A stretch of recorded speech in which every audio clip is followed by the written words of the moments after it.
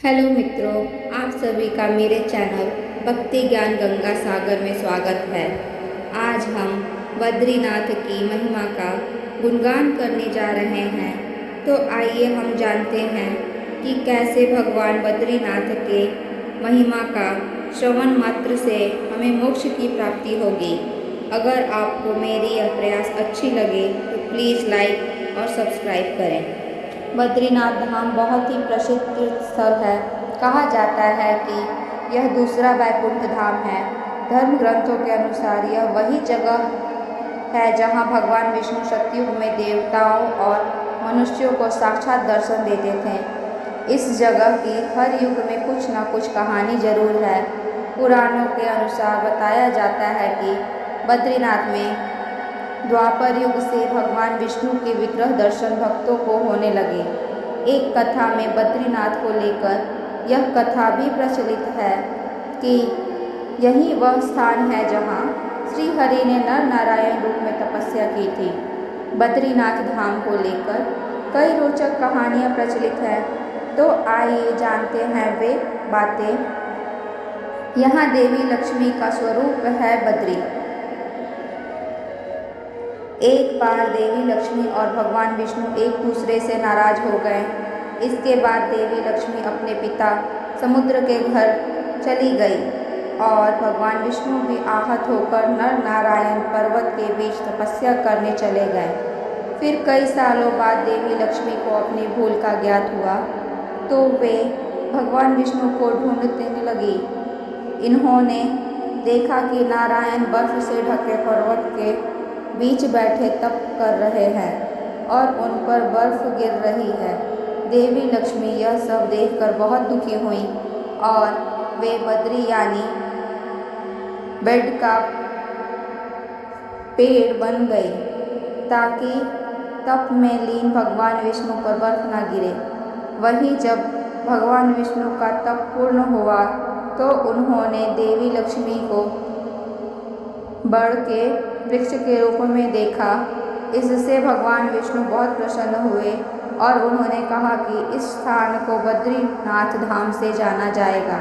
तब से अब तक उस स्थान को बद्रीनाथ धाम के नाम से जाना जाता है और यही तीर्थ बद्री नारायण से भी जाना जाता है। और यहाँ बद्री देव लक्ष्मी का स्वरूप है। शिव भूमि हो गई श्री हरि की भूमि। बद्रीनाथ को लेकर पौराणिक कथाओं में एक कथा यह भी प्रचलित है कि बद्रीनाथ धाम में शिवजी सपरिवार निवास करते थे, परंतु एक बार जब भगवान विष्णु तपस्या करने के लिए कोई स्थान ढूंढ रहे थे तो अचानक उन्होंने यह स्थान देखा और उन्हें यह स्थान बेहद पसंद आ गया। श्री हरि यह जानते थे कि यह जगह उनके आराध्य भगवान शिव का निवास स्थान है, इसलिए उन्होंने एक युक्ति निकाली और शिव जी से उनका धाम मांग लिया।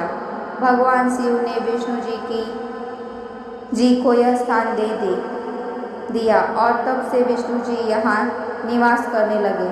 बस तभी से यह शिव भूमि श्री हरि की भूमि बद्रीनाथ धाम के नाम से जानी जाने लगी। नर नारायण ने की थी तपस्या। बद्रीनाथ धाम को लेकर एक और कथा मिलती है कि धर्म के दो पुत्र थे, नर और नारायण। ये दोनों ही धर्म के प्रचार प्रसार के लिए अपना आश्रम स्थापित करना चाहते थे और इनके लिए पवित्र स्थान की तलाश में थे।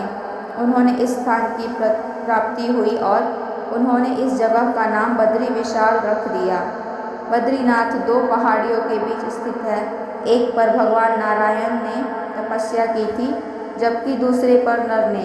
नारायण ने द्वापर युग में श्री कृष्ण के रूप में अवतार लिया, वहीं नर ने अर्जुन के रूप में अवतार लिया था।